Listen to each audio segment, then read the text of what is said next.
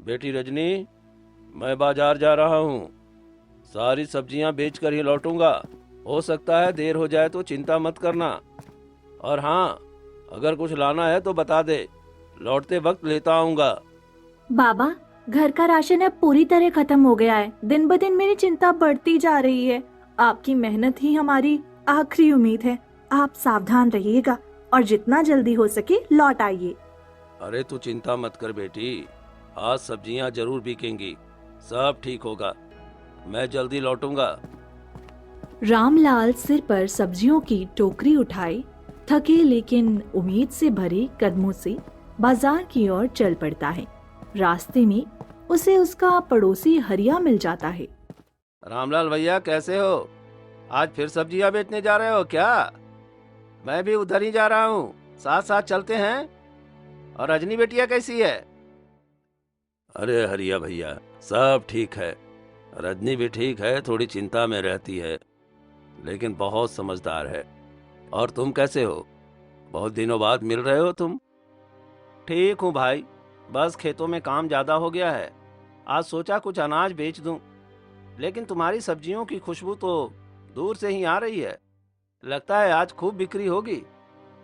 अरे भाई, उम्मीद तो यही है, मगर बाजार की माया तो तुम जानते ही हो, कभी भी कुछ भी हो सकता है। दोनों बाजार पहुंचते हैं। धूप तेज होती है और भीड़ भी बहुत कम होती है। रामलाल ने जगह सजाई और सब्जियां करीने से लगा दी, मगर दोपहर तक कोई खरीदार नहीं आया। हे भगवान, आज का दिन भी क्या यूं ही बीत जाएगा? अगर सब्जियां ना बिकी तो रजनी के लिए राशन कैसे ले जाऊंगा? शाम होने को आई तभी एक चमचमाती धोती कुर्ता पहने सेठ आता है। उसकी आंखों में चालाकी झलक रही थी। उसके साथ उसका चमचा बबलू भी होता है।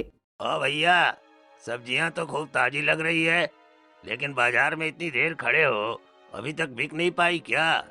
जी सेठ जी, सुबह से खड़ा हूँ, मगर किसी ने ठीक से पूछा तक नहीं। अब तो सोच रहा हूँ घर ही लौट जाऊं। अरे ऐसी बात है तो चलो, मैं सारी सब्जियां खरीद लेता हूँ, लेकिन एक शर्त है भाई। अगर मेरे सवाल का सही जवाब दे दो तो दुगना दाम दूंगा, नहीं दे पाए तो आधे दाम में सब ले जाऊंगा। बोलो, मंजूर है? सेठ जी, आप तो बड़े आदमी हैं, हम गरीब लोग हैं। आप जैसा कहें। पूछिए सवाल। बताओ, पहले मुर्गी आई या अंडा? ये कैसा सवाल हुआ सेठ जी? बिना अंडा का मुर्गी कैसे, और बिना मुर्गी का अंडा कैसे? यही तो बात है, जवाब नहीं है। चलो बबलू, सब्जियां आधे दाम में उठा लो। हाँ सेठ जी।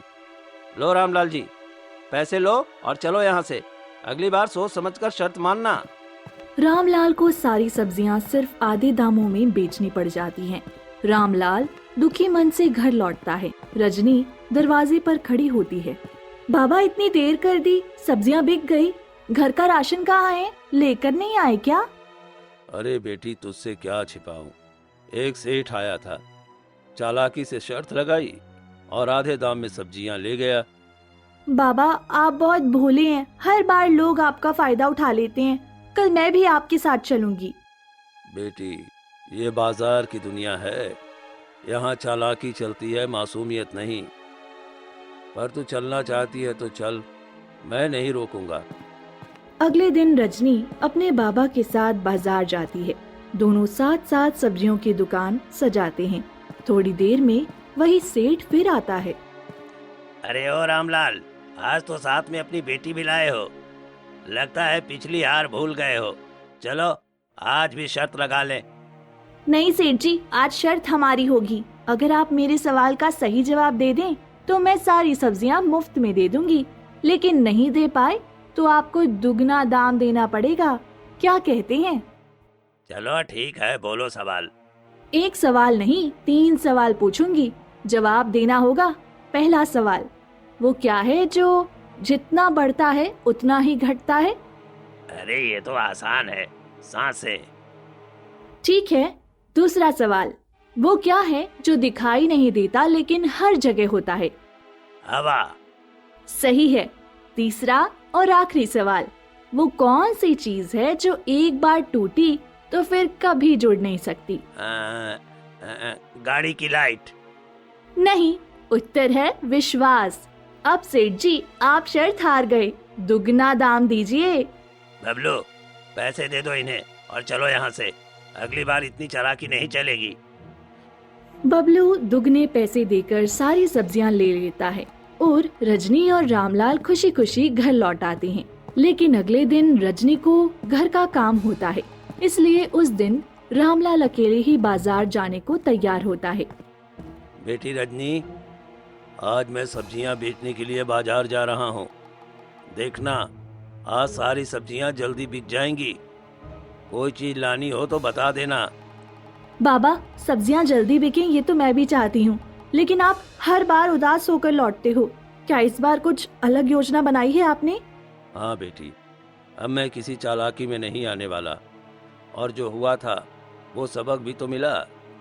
अब की बार सीधा सौदा करूंगा, कोई सवाल जवाब नहीं। बाबा, आपकी मासूमियत ही तो लोगों को धोखा देने का मौका देती है, लेकिन अगर कोई फिर सेठ जैसा आया तो? तब मैं साफ कह दूंगा, या तो सही दाम दो या चलते बनो। मैं अब कोई शर्त नहीं मानूंगा। रामलाल के हौसले बुलंद थे। वे अपनी सब्जियों की टोकरी उठाकर चल पड़ा। बाजार में हलचल थी, लोग चहलकदमी कर रहे थे। तभी रामलाल को सेठ के आदमी मिले। अरे देखो तो, रामलाल फिर आ गया सब्जियों की टोकरियां लिए। लगता है अब की बार फिर सेठ जी की चाल में फंसेगा। चलो खबर दे दे उन्हें। दोनों आदमी सेठ के पास दौड़े दौड़े पहुँचे। सेठ जी, रामलाल फिर आया है सब्जियां लेकर। लगता है आज फिर बेचने की जद्दोजहद में है। अच्छा, तो फिर एक और शर्त का समय आ गया, लेकिन इस बार कुछ नया करना होगा। पिछली बार उस लड़की ने मुझे शर्मिंदा किया था, अब उसका कोई निशान नहीं है। सेठ बाजार आया और सीधा रामलाल के पास पहुंचा। रामलाल, फिर वही पुराना धंधा, सब्जियां बिक नहीं रही होंगी, क्यों ना मैं ही खरीद लूं, लेकिन एक शर्त पर। नहीं सेठ जी, इस बार मैं कोई शर्त नहीं मानने वाला। आप दाम दो, सब्जियां लो, वरना कोई बात नहीं। लेकिन शर्त तो लगेगी, और अगर नहीं मानी तो मैं तुम्हारी सब्जियां उठवा लूंगा। हाँ सेठ जी, ऐसा न्याय मत कीजिए। मैं मेहनत से सब्जियां उगाता हूँ, ये मेरा पसीना है सेठ जी। इसे उगाने के लिए मैंने बहुत मेहनत की है, मैं यूं ही इसे नहीं देने वाला। अरे पसीना तो बहता है सबका, लेकिन बाजार में जीतता वही है जो चतुर हो, लड़ो या हारो।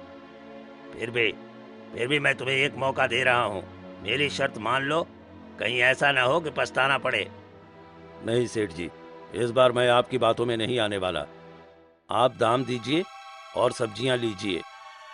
लगता है तुम ऐसे नहीं मानोगी, मुझे ही कुछ करना पड़ेगा। सेठ ने अपने आदमियों को इशारा किया और उन्होंने रामलाल की सारी सब्जियां जबरन उठा ली। रामलाल बेबस खड़ा देखता रहा। ये अन्याय है सेठ जी, एक दिन आपकी ये चालें सबके सामने आ जाएंगी। रामलाल चिल्लाता रहा, मगर सेठ ने उसकी एक ना सुनी। रामलाल बेबस होकर घर लौट आया। घर लौटकर रामलाल ने सारी बातें रजनी को बताई। बाबा, अब बहुत हो गया, हमें राजा के दरबार में जाना चाहिए, ये सेठ किसी को नहीं छोड़ेगा। लेकिन बेटी, राजा क्या कर पाएंगे? सेठ की पहुंच हर जगह है। हो सकता है सेठ राजा से झूठ बोल दे और राजा हम पर विश्वास ही ना करें। बाबा, राजा न्याय करते हैं, चलिए कल सुबह चलेंगे और सब सच बताएंगे, फिर देखते हैं क्या होता है। अगले दिन सुबह रामलाल और रजनी तैयार होकर दरबार की ओर निकलते हैं। रास्ते भर रामलाल चिंतित रहता है, लेकिन रजनी के चेहरे पर आत्मविश्वास की झलक होती है। बिटिया, मैं तो डर रहा हूँ। राजा के सामने जाना कोई आसान बात नहीं है।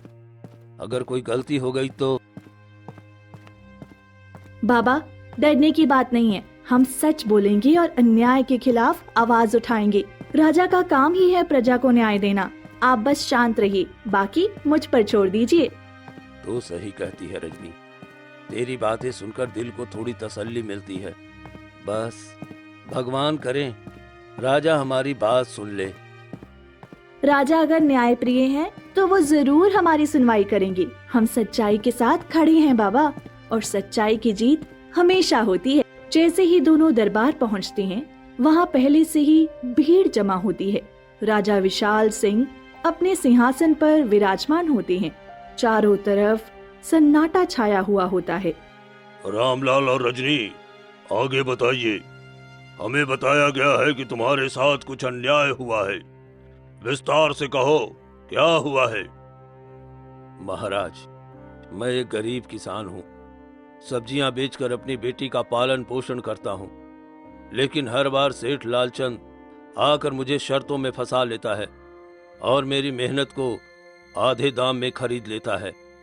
महाराज, बात यही तक नहीं है। जब मेरे पिता ने उसकी चाल को समझा और मना किया, तब उसके आदमियों ने जबरदस्ती हमारी सब्जियां छीन ली। ये केवल व्यापार नहीं, अत्याचार है। गंभीर आरोप है ये। सेठ लालचंद को दरबार में पेश किया जाए। थोड़ी देर बाद सेठ लालचंद भारी चाल और आत्मविश्वास के साथ दरबार में आता है। उसके पीछे दो सेवक होते हैं। वो नजरें झुकाकर राजा को प्रणाम करते हैं। महाराज, मैंने कोई जबरदस्ती नहीं की। रामलाल ने खुद ही शर्त मानी थी। अब वो हार गया तो मुझे अधिकार था सब्जियां लेने का, तो मैंने ले लिया। लेकिन क्या आपकी शर्तें हर दिन बदलती रहेंगी? क्या गरीब किसान हर रोज आपके दिमागी खेलों का शिकार बनते रहेंगे? अगर आपने सवाल किया तो जवाब हम भी दे सकते हैं, लेकिन जब हमने सवाल पूछा तो आप पीछे हट गए। तो सेठ जी, जैसा कि रजनी ने बताया कि आपने जानबूझकर किया है, तो क्या आप अपनी सफाई में कुछ कहना चाहेंगे? महाराज, मैं ठहरा व्यापारी आदमी। अपनी बुद्धि से ही धन कमाना और व्यापार करना मेरा काम है, और मैंने वही किया है।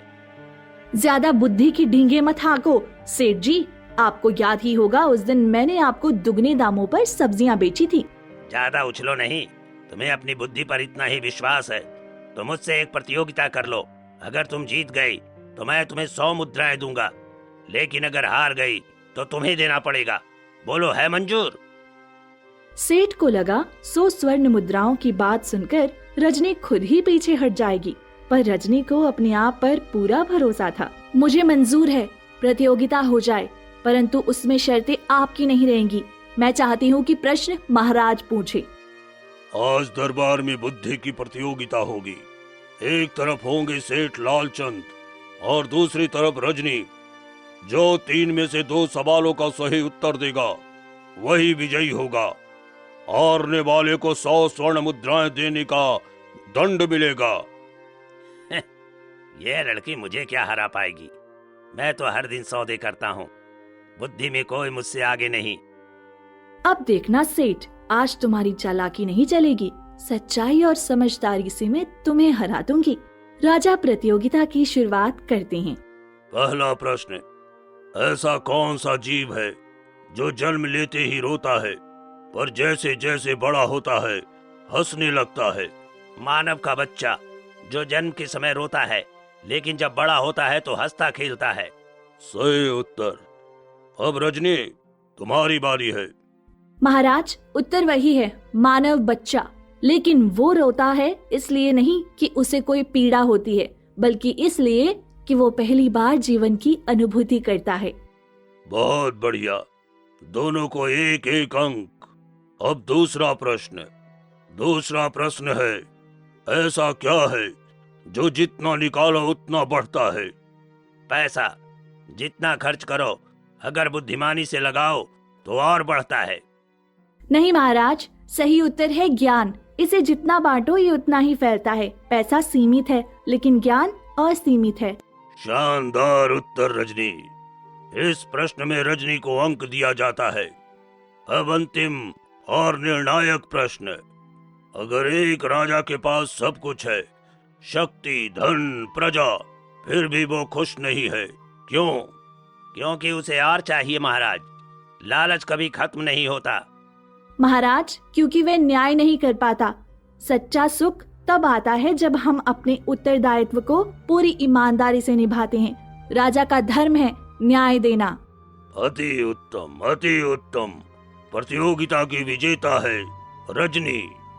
दरबार तालियों से गूंज उठता है। सेठ लालचंद का चेहरा उतर जाता है। सेठ लालचंद, तुमने गरीबों का शोषण किया है, अब 100 स्वर्ण मुद्राएं रजनी को दे दो, और भविष्य में ऐसी हरकत फिर हुई तो तुम्हारा व्यापार जब्त कर लिया जाएगा। महाराज, मैं अपनी गलती मानता हूँ। ये रहा स्वर्ण मुद्राएं। सेठ झुके हुए सिर से रजनी को मुद्राएं देता है। रजनी, तुम्हारी बुद्धि और साहस ने हमें प्रभावित किया है। मैं चाहता हूँ कि तुम मेरी सलाहकार बनो। क्या तुम ये जिम्मेदारी लोगी? महाराज, मैं एक किसान की बेटी हूँ, लेकिन अगर मेरे ज्ञान और सत्य की भावना से आपकी सेवा हो सके तो मैं ये कार्य स्वीकार करती हूँ। तब आज से तुम हमारे दरबार की सबसे प्रमुख सलाहकार हो। तुम्हारे पिता को हर माह राजकोष से सहायता राशि दी जाएगी। महाराज, आपने हमें न्याय ही नहीं सम्मान भी दिया है। मैं आपका सदा आभारी हूँ। बाबा, देखा ना, जब हम अन्याय के खिलाफ खड़े होते हैं तो भगवान भी हमारा साथ देते हैं। उस दिन के बाद रामलाल और रजनी की जिंदगी बदल जाती है। रजनी की बुद्धिमानी और ईमानदारी पूरे राज्य में प्रसिद्ध हो जाती है और सेठ लालचंद वो अब भी सब्जियां खरीदता है, लेकिन शर्तें नहीं रखता। रजनी अब राज दरबार में रहने लगती है। उसकी बुद्धिमानी और तर्कशीलता ने राजा को बहुत प्रभावित किया था। हर रोज दरबार में कोई ना कोई समस्या आती और रजनी उसका हल ऐसे सुझाती कि सब चकित रह जाते। धीरे धीरे राजा ने उसे सलाहकारों की पंक्ति में सबसे आगे कर दिया। रजनी, आज राज्य के उत्तर भाग में पानी की भारी कमी की खबर आई है।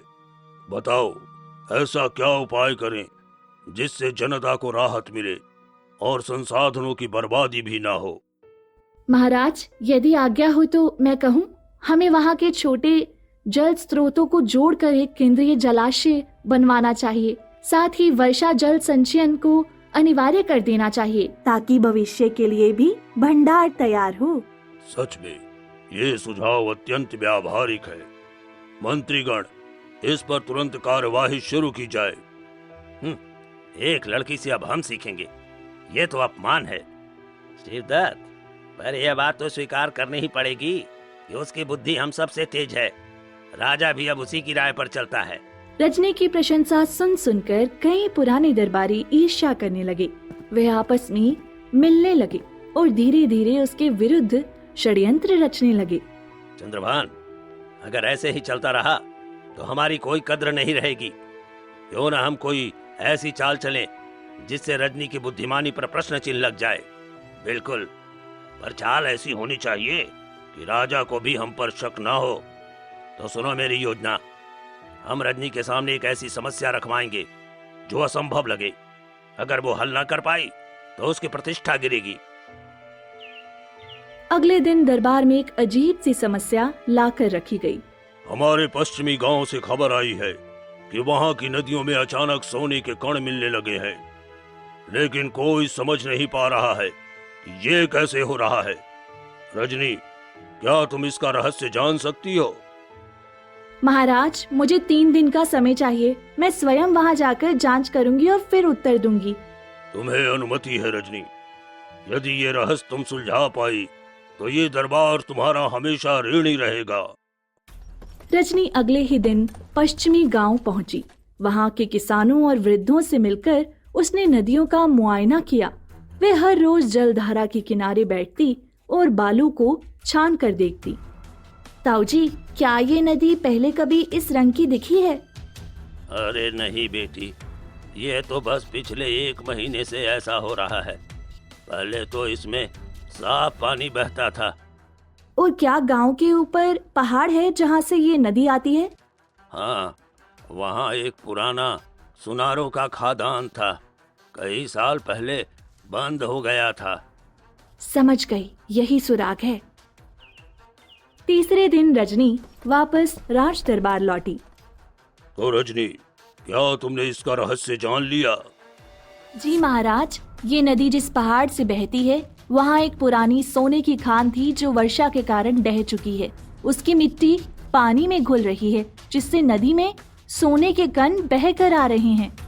कमाल है, तुमने तो वो रहस्य भी उजागर कर दिया जिसे हमारे दरबारी भी न समझ सके। शिवदत्त और चंद्रबान एक दूसरे को देखते हैं। अरे इस बार भी हम हार गए, पर अगली बार नहीं। रजनी, मैं आज घोषणा करता हूँ कि तुम न केवल मेरी प्रमुख सलाहकार हो, बल्कि तुम्हें राजमती की उपाधि भी दी जाती है। महाराज, मैं आपकी कृपा और विश्वास के लिए आभारी हूँ। मेरा संकल्प है कि सदैव मैं न्याय और नीति और सच्चाई के मार्ग पर चलूंगी। धीरे धीरे रजनी की विद्वता पूरे राज्य में प्रसिद्ध हो गई। राजा ने उसके लिए अलग महल बनवाया और हर सभा में उसे पहला स्थान दिया जाने लगा। परंतु दरबार के भीतर उसकी ये सफलता कईयों को कांटे की तरह चुभ रही थी। रजनी की चतुराई और न्यायप्रियता से राजा इतना प्रभावित हो गया कि उसे अपना मुख्य सलाहकार बना दिया। वह हर दिन दरबार में बैठती, समस्याएं सुनती और अपने बेजोड़ तर्कों से समाधान सुझाती। जल्दी ही उसका नाम पूरे राज्य में फैल गया। परंतु उसकी बढ़ती प्रतिष्ठा से दरबार के पुराने मंत्री ईर्ष्या करने लगे, विशेषतः महामंत्री विराज और कोषाध्यक्ष रघुनंदन। ये रजनी अब हमारी गर्दन पर बैठने लगी है। अगर ऐसे ही चलता रहा तो राजा हमें भूल जाएगा। हाँ मित्र, इस युवती ने हमें बौना बना दिया है। अब कोई योजना बनानी होगी जिससे ये दरबार से दूर हो जाए। दोनों ने षड्यंत्र रचा और महल में रखे राजकोष से कुछ मुद्राएं गायब कर दी। फिर उन्होंने गुप्त रूप से पहरेदारों को रिश्वत देकर ये साबित करवाया कि रजनी को ही आखिरी बार उस कमरे में देखा गया था। रजनी, तुम पर मुझे गर्व था, विश्वास था, और तुमने ही मेरे कोष से चोरी की है। राजा महोदय, मैं निर्दोष हूँ। आपने मुझे अपनी बेटी जैसा स्थान दिया और मैं उस भरोसे को कभी तोड़ नहीं सकती। किसी ने षड्यंत्र रचा है। पर परिणाम तुम्हारे विरुद्ध है।